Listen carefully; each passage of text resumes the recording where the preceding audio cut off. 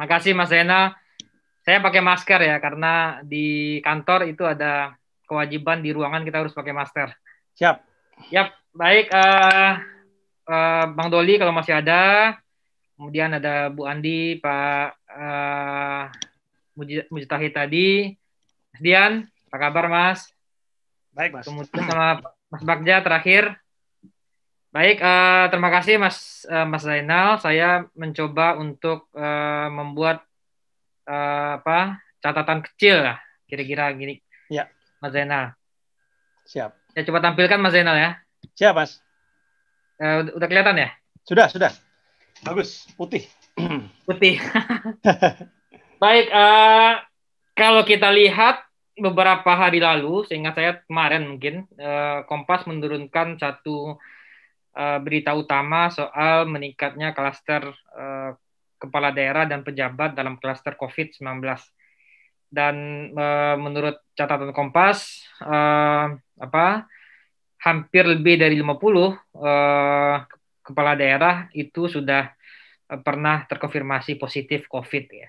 Betul. Jadi saya kira ini catatan ke depan, terutama soal bagaimana penyelenggaraan daerah ke depan yang harus dipersiapkan dengan baik gitu ya, karena tentu dan meskipun beberapa kepala daerah dapat melakukan tugas-tugas kedaerahan secara virtual, tentu dengan banyaknya jumlah kepala daerah yang terjangkit COVID ini, terkonfirmasi COVID ini, saya kira perlu juga menjadi catatan di tingkat pusat bagaimana tata kelola penanganan COVID kita ke depan gitu. Dan yang lebih penting, karena kita pilkada tinggal 6 hari lagi, saya kira perlu memastikan pemilih aman ya. Ya. Salah satu caranya adalah menurut saya, apakah bisa dilakukan atau tidak, mungkin Mas Bagja nanti bisa jelaskan. Penyelenggara dalam hal ini KPU atau mungkin juga Bawaslu ya, itu menurut saya perlu memfasilitasi kandidat untuk melakukan swab test secara rutin gitu. Misalnya, kenapa ini swab test ini penting? Supaya agar kandidat ini kan punya mobilitas yang tinggi, punya interaksi sosial dengan pemilih, dengan baik ketika kampanye maupun melakukan sosialisasi program dengan pemilih yang mobilitasnya pasti tinggi gitu. Dia ketemu banyak orang. Nah, kalau kandidat itu tidak secara rutin melakukan swab test, itu tentu kandidat itu bisa menjadi klaster baru dalam penanganan COVID gitu. Dan buktinya udah tampak gitu ya. Misalnya laporan Kompas yang menunjukkan bahwa banyak kepala daerah yang menjadi klaster baru gitu. Nah, untuk itu saya kira menjelang hari H pemungutan ini, supaya ada rasa aman dan nyaman bagi pemilih untuk berinteraksi dengan kandidat. Karena kan ketika interaksi dengan kandidat itu bisa ketika bertemu di TPS, bisa ketika masa kampanye yang masih ada 1-2 hari ini gitu ya, maupun ketika pemungutan suara, penghitungan suara dan seterusnya gitu ya. Jadi saya kira perlu KPU dalam hal ini menyelenggarakan swab test, dapat secara mandiri menyelenggarakan swab test, misalnya dengan mengundang rumah sakit kemudian menyelenggarakan swab test di KPUD, atau menunjuk rumah sakit yang berkualifikasi khusus, misalnya memang rumah sakit yang memang sudah ditunjuk oleh pemerintah daerah atau pemerintah pusat untuk bisa melakukan swab test misalnya. Nah, hasilnya menurut saya perlu diumumkan kepada publik, minimal misalnya H-3 sebelum pemilihan.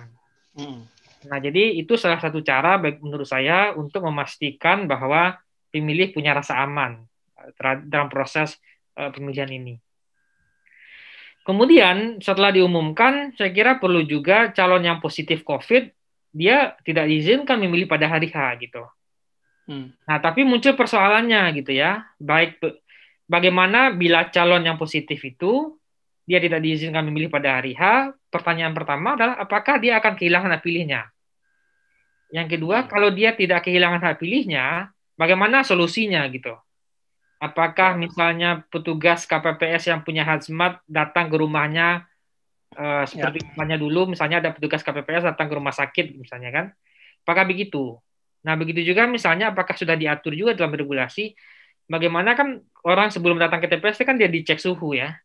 Ya. Bagaimana bila pemilih yang suhunya di atas 37 Celcius gitu ya, apakah dia diizinkan memilih atau tidak gitu. Nah, misalnya kalau dia nggak diizinkan memilih, apakah hak pilihnya akan hilang atau apakah ada solusi lain misalnya. Nanti antisipasi terhadap itu saya kira perlu juga diatur secara ketat gitu.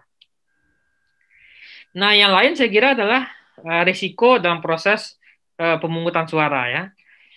Nah, ini kan memang saya kira inisiatif yang sangat bagus dari pemerintah, Komisi 2, kemudian dari penyelenggara untuk memperkecil jumlah orang di TPS menjadi 200 atau 250 gitu ya. Kemudian menentukan waktunya, misalnya si A nomor urut 1 sampai nomor urut 100 pada jam 7 sampai jam 10 mungkin saya nggak tahu. Saya belum terima ininya undangannya, atau misalnya nomor urut 101 sampai 200 di jam 11 misalnya. Nah, ini kan tentu juga akan membuat proses pemilihan bisa menjadi lebih panjang ya. Menurut dugaan saya ya, tapi kan KPU sama Bawaslu mungkin sudah melakukan simulasi. Kenapa begitu? Karena kalau dulu kan waktu pemilihan di TPS, sejak TPS dibuka, mungkin range-nya orang memilih itu di kisaran jam 8 sampai jam 11 misalnya gitu ya. Ketika sudah dipisah waktunya berdasarkan waktu, ada orang yang datang di bawah jam 10, ada orang yang datang di atas jam 10, ada orang yang dekat-dekat ke hari akhir ke ini gitu ya. Nah, bisa jadi bagaimana mengantisipasi panjangnya waktu pemilihan ini gitu ya. Artinya bagaimana kalau misalnya TPS sudah ditutup jam 1, sementara masih ada sejumlah orang yang belum menentukan hak pilih karena mungkin karena proses antri gitu ya. Apakah apakah akan ada perpanjangan masa penutupan TPS atau tidak gitu ya. Nah, ini juga penting saya kira gitu ya, karena untuk menghindari petugas KPPS yang kelelahan gitu ya. Dan misalnya kita lihat di pemilu kemarin kan banyak sekali petugas KPPS yang kelelahan, yang pada sebagian besarnya sudah berusia tua gitu. Nah, saya kira persoalan-persoalan itu juga perlu diantisipasi saya kira. Terutama soal bagaimana tadi ada swab test yang berkala atau rutin menjelang H-6 ini gitu, untuk memastikan lebih aman gitu. Nah, yang kedua soal COVID dan politik ya, Mas Renal juga mengirimkan di Tor dan di WA. Dan menurut saya COVID ini banyak mengubah skenario pencalonan. Ya. Jadi kenapa begitu? Pertama, fundraising politik, dugaan saya itu mengecil. Biasanya kan kandidat melakukan fundraising ke donasi bohir-bohir politik ya, yang sebagian besarnya adalah pengusaha. Nah, karena COVID, tentu situasi bisnis juga terpukul gitu. Sehingga kemudian para donatur politik ini juga akan memilih menahan dananya dan untuk kepentingan pengamanan bisnisnya gitu. Jadi mereka akhirnya para bohir ini lebih memilih berinvestasi pada daerah-daerah yang punya efek bisnis besar gitu. Misalnya daerah-daerah dengan sumber daya alam yang besar, misalnya di daerah-daerah Kalimantan gitu ya, atau daerah-daerah dengan kota jasa, misalnya Surabaya, atau misalnya Depok, Tangerang Selatan, misalnya kan, Medan gitu ya. Nah, pasti bohir akan milih-milih daerah-daerah yang secara umum akan menguntungkan dari sisi bisnisnya gitu. Nah, karena bohirnya terbatas, yang lebih memilih pada pengamanan bisnis, tentu kalau kita lihat orang untuk maju pun itu mengalami kesulitan. Kalau selama ini misalnya sejumlah politisi mengandalkan donasi untuk bisa melakukan aktivitas politik, dengan dunia bisnis yang terpukul, tentu donasi politik mengecil dibandingkan pilkada sebelumnya gitu ya. Nah, karena fundraising ini mengecil, itu tentu membuat hanya calon-calon yang punya kualifikasi khusus yang mudah mencalonkan gitu. Misalnya kalau kita lihat data yang dirilis oleh KPU, itu kan ada empat kriteria calon itu ya. Misalnya calon dari petahana. Jadi orang-orang yang bisa mengakses atau punya saving yang cukup, itu kan hanya sejumlah orang saja. Kalau dia nggak punya saving, sebelum pandemi, orang nggak punya saving, orang nggak punya dana, dia akan cari donasi. Tapi sekarang donasinya susah diakses karena pandemi, akhirnya orang yang punya dana yang bisa maju gitu. Siapa mereka? Pertama adalah petahana. Kalau kita lihat petahana hampir semuanya maju, meskipun ada juga petahana yang gagal, tapi tidak banyak gitu ya. Yang kedua ASN. Ya, ASN juga pertumbuhannya dibandingkan pilkada sebelumnya tinggi. Kemudian tentu pasti pengusaha dan dinasti politik ya. Nah inilah orang-orang yang punya dana saat ini gitu ya. Kalau kita lihat misalnya dibandingkan pilkada sebelumnya, ASN terutama sekda yang maju itu banyak sekali gitu. Karena memang mereka punya dana gitu. Nah ini juga yang membuat akhirnya banyak terjadi peningkatan daerah-daerah dengan calon tunggal gitu. Hampir 21 daerah dengan calon tunggal. Dan umumnya mereka adalah petahana gitu. Dan umumnya lagi adalah daerah-daerah dengan basis politik partai tertentu gitu. Nah, jadi ini yang membuat akhirnya karena fundraising mengecil, petahana ini punya kemampuan untuk mengakumulasi gitu ya. Nah, COVID juga menurut saya mengakibatkan biaya politik menjadi lebih besar. Tadi juga sudah singgung sama Mas Dian ya.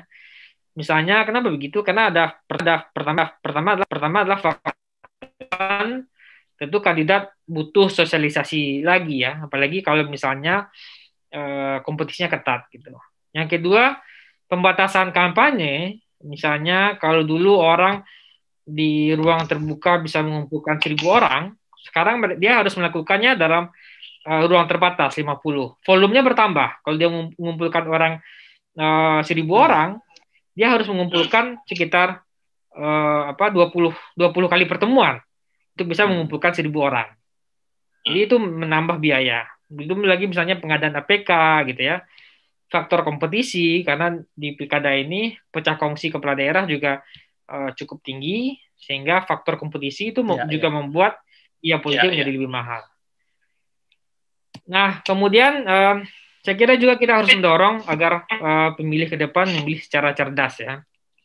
Secara cerdas itu maksudnya misalnya kinerja petahana itu harusnya menjadi salah satu tolak ukur untuk menentukan pemilih. Kalau misalnya ternyata daerah-daerah yang di mana petahananya maju, dia nggak bagus menangani COVID, harusnya menjadi catatan bagi pemilih. Atau daerah-daerah dengan angka COVID-nya tinggi, sementara tidak ada inovasi petahana dalam menurunkan atau menangani COVID, dia juga harus jadi catatan bagi pemilih. Gitu. Artinya tata kelola dia dalam penanganan COVID atau penyelenggara pemerintah tidak bagus gitu. Yang kedua, sejak kita memilih desentralisasi dan otonomi daerah, pilkada itu harusnya menjadi jalan untuk kesejahteraan publik. Karena dia menjadi jalan untuk kesejahteraan publik, artinya pemilih harus jeli betul melihat kandidat yang memang punya pengalaman, kapasitas, kapabilitas untuk memimpin gitu. Bukan isi tas ya. Nah, jadi dan itu harus dilihat jeli betul oleh pemilih.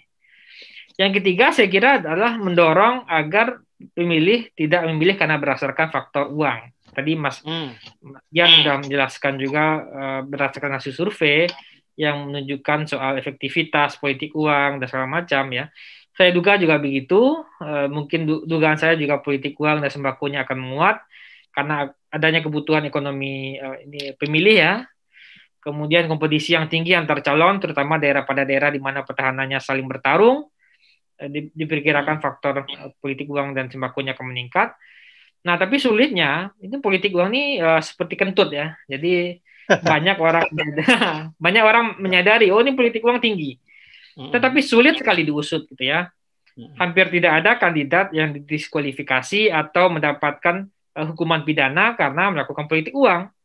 Karena proses pembuktiannya menjadi panjang gitu ya. Misalnya di Kakumdu pihak-pihak di Kakumdu memilih udah dilepas saja misalnya gitu kan. Karena pembuktiannya sulit dan seterusnya gitu. Nah, ini juga membuat proses penanganan politik uangnya menjadi rumit juga gitu. Nah, yang terakhir saya kira adalah efektivitas kampanye daring. Nah, ini memang sulit gitu ya. Tadi Mas Dian juga sudah menjelaskan di surveinya. Pertama, menurut saya digital divide kita masih tinggi ya. Terutama akses yang berbeda antara daerah rural dengan daerah urban gitu ya. Nah, daerah-daerah rural, daerah-daerah urban seperti Depok, Tangsel, Surabaya, tentu akses kepada teknologi informasi tentu lebih tinggi dibandingkan misalnya daerah-daerah di rural atau daerah-daerah di pedesaan gitu ya. Namun di daerah urban sendiri juga terjadi digital divide, misalnya antara orang-orang berusia muda dengan orang-orang berusia tua gitu ya, atau daerah-daerah dari sisi geografi juga terjadi divide gitu. Misalnya daerah-daerah barat lebih tinggi akses kepada internetnya dibandingkan daerah-daerah timur Indonesia, misalnya Papua, NTT, dan seterusnya gitu ya. Ya. Kemudian kita juga belum punya tradisi kampanye virtual gitu ya. Kandidat juga belum punya grand design bagaimana melakukan kampanye virtual. Kemudian saya melihat juga tidak ada insentif bagi publik ya untuk kalau dia mengikuti kampanye daring itu kan dia nggak dapat insentif gitu. Padahal dia mengeluarkan kuota untuk mengikuti kampanye daring tersebut. Dan Dan dia cukup mahal ya, Mas ya?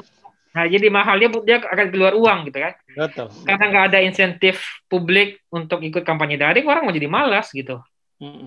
Nah, kalau kampanye darat mungkin dia dapat uang transportasi, mungkin dia dapat yang dapat gitu bis, ya, dapat nasi, dapat bis gitu ya, dapat masker gitu. Kalau kampanye daring nggak ada ini. Nah, mungkin juga ke depan KPU perlu memfasilitasi ini. Bagaimana misalnya ada kuota bagi kandidat atau ada insentif bagi pemilih yang ikut kampanye daring gitu. Dan juga misalnya ada penetapan gitu ya. Misalnya kalau sekarang saya nggak tahu ya. Kalau dulu kan kalau kampanye daerah kan ada tuh. Misalnya hari ini kandidat tertentu berkampanye di daerah ini. Sekarang penyelenggara menggalakkan kampanye daring. Tapi saya nggak tahu mungkin sudah ada atau belum. Tapi harusnya juga ada pengaturan gitu. Misalnya kandidat A, B, dan C harus melakukan kampanye daring pada hari ini, temanya ini segala macam gitu. Ini kan saya nggak tahu apakah ada, tapi tugasnya belum gitu. Juga harus ada juga pengaturan soal ini, biar kandidat juga secara regulasi dipaksa untuk melakukan kampanye daring gitu. Ya dengan segala keterbatasan tadi ya ada digital divide dan seterusnya gitu. Kemudian efek elektoral kampanye daring juga kecil ya, karena akses publik yang terbatas, ketertarikan publik itu membuat kandidat lebih memilih kampanye darat. Nah, namun di saat pandemi sekarang, kampanye darat juga tentu juga belum sepenuhnya maksimal ya. Misalnya masyarakat khawatir berinteraksi gitu ya. Kandidat juga berpikir kalau dia kandidat penantang dan selisihnya jauh, dia udah hopeless saja gitu ya. Iya, betul. Nah, jadi itu kira-kira Mas Zainal yang bisa saya lakukan. Tapi yang lebih penting saya kira adalah tadi itu. Yang pertama itu supaya kita bisa mendorong agar KPU memfasilitasi H-3 dilakukan swab dan mengumumkannya ke publik. Oke. Ya. Terima kasih Mas Zainal. Terima kasih Mas Arya